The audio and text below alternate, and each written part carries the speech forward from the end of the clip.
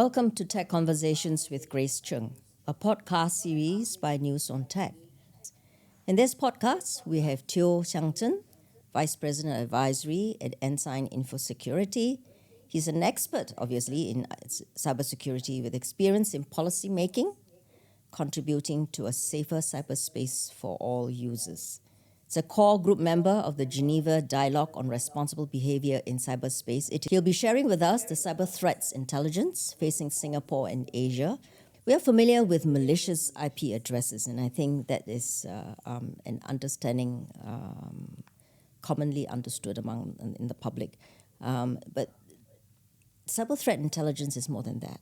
It provides the context, right? But first, how do you arrive at the intelligence? What information are you collecting, and how is this intelligence derived, validated? Intelligence has a very deliberate science and art behind it. Essentially, you're first collecting information bits from many different sources, stitching them together, deriving correlation and causality to form insights, intelligence, and more importantly, actionable intelligence. So where do you get that information from? So from an Ensign perspective, we have multiple sources of information coming from clearly our security operations, from some of the incident response that we do, from public, which is what we call open source intelligence, as well as certain proprietary sensors that we actually have. Now then the problem is finding the signal from the noise. Yes, the positives and the negatives, right? Exactly. So that's where, through our expertise and experience, we develop patterns around it.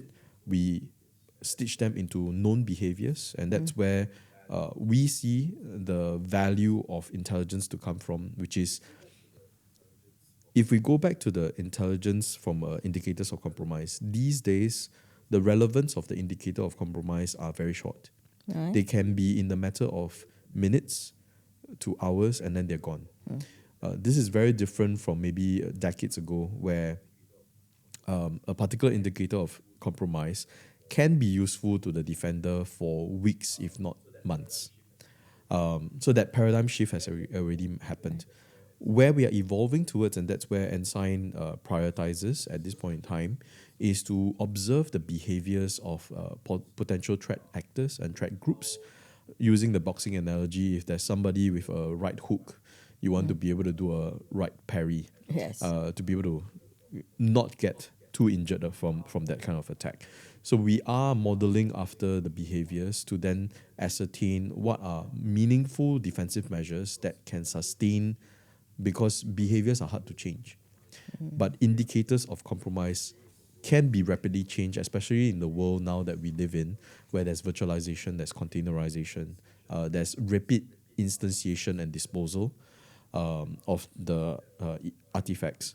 And therefore, the time dynamism is actually very complicated. So you want to move from being reactive Yes. to proactive, so that and you hopefully can defend. preemptive as well. And preemptive. Yeah.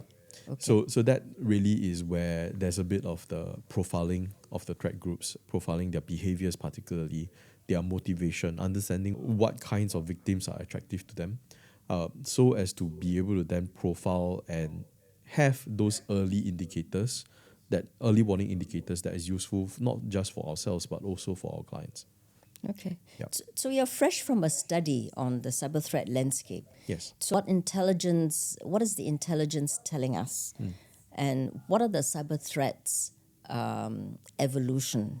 How have they evolved into 2025?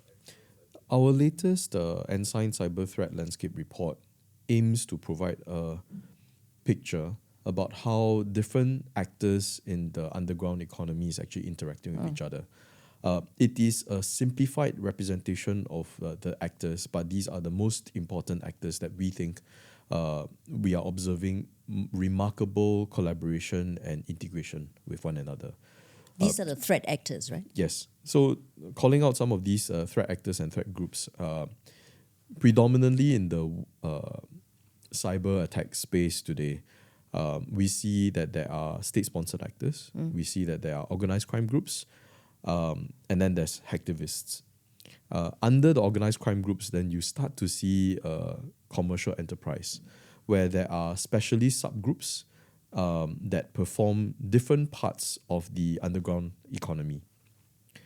The people that open doors into organizations, we call them initial access brokers. And essentially, they are specialists in performing phishing attacks, finding your loose doors and windows so that they can peer inside and then gain entry into an organization. But are they the one providing the services, or are they the ones doing the actual break-ins? So the initial access brokers are the ones that create the access. So they open the doors, They open the doors. windows.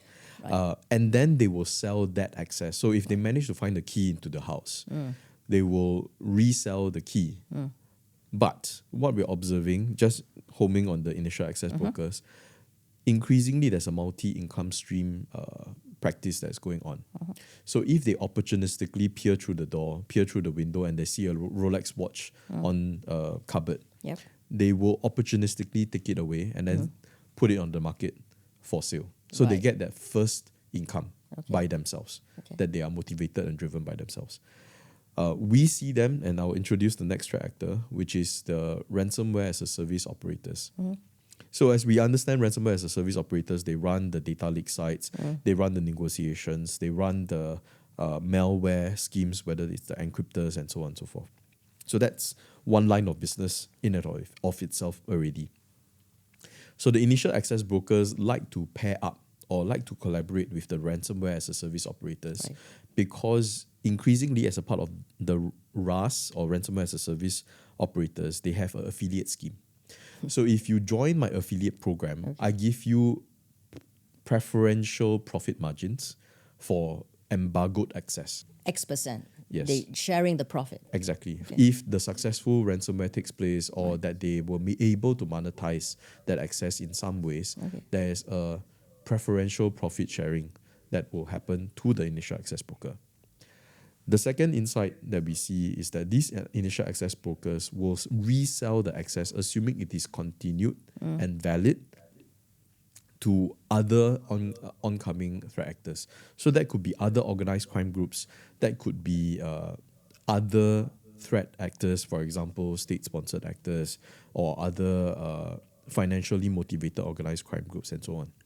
They could even sell to another ransomware-as-a-service operator subsequently, but at a non-affiliate scheme. Okay. Right.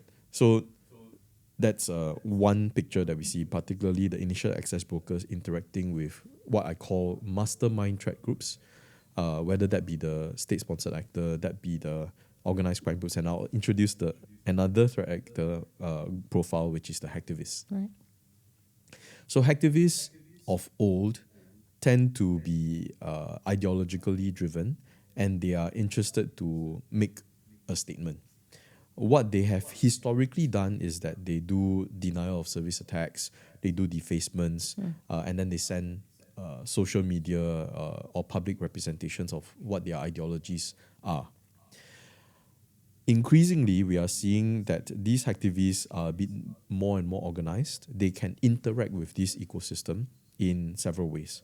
They could buy access to initial access brokers, of course at the basement prices, but to carry out their effects. They could also collaborate with organized crime groups to deliver more impactful cyber attacks. They could also be roped into other campaigns, whether fully for their interests or as a part of a larger scheme of things by what I call the mastermind threat groups. Right. And so that blurs the identity of the hacktivists from being just ideological driven to sometimes be roped into what we call grey zone tactics, being involved in criminal activity, cybercrime, or to be involved in state-related activities. So previously, you need to have the technical skills and the technology. So with the access brokers and specialists, you no longer need to be. You can be any criminal, and I decide I want a ransomware to attack somebody. I can go to the dark web to buy these things. The access or the barrier to entry has actually been significantly lowered because there were a few ransomware-as-a-service operations that were disrupted by law enforcement. And there were also apparent leaks of their playbooks of operations, their source code for all the way down to the encryptors, the data leak sites, the ransomware messages, how their negotiations would play out, and the communication channels. So Lockbit and Conti are very well-known ransomware operations that have happened in the past. Their playbooks and their source codes have actually been leaked. Right. Whether maliciously, deliberately, or otherwise, they are definitely circulated quite prominently right now in the underground economy. So anyone can pick it up and use it. Anyone with access to the underground economy, so the deep and dark web. So going back to the hacktivists, we see in our region there are hacktivist groups that were previously purely ideologically driven. They sent out signals that they aspire to become a ransomware operation. Right. And 2 years on, 3 years on, they are now a ransomware operation. I'm alluding towards the hacktivist group previously known as Dragon Force Malaysia. And they have now since evolved to be called Dragon Force Ransomware. And at the start of this year, we know that they targeted several retail companies in the UK with some reasonable success. So given that context, we're also seeing, other than hacktivist groups participating in grey zone activities, they are also evolving into organized crime groups. Now, this trend is significant in the sense there's both the plus and the negative. The negative, of course, from a defender standpoint, is they are being more capable and successful in carrying out their attacks. The plus for the defender is that because they are more organized, their behaviors will become more structured. Thank you, Xiang Zheng, for sharing with us the emergence of the cyber dark web.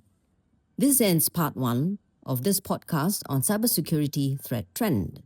Tune in to the next episode when Xiang Zheng details how cyber threat actors are weaponizing AI and large language models. You can catch part 1 of this podcast on Spotify and Apple Podcasts.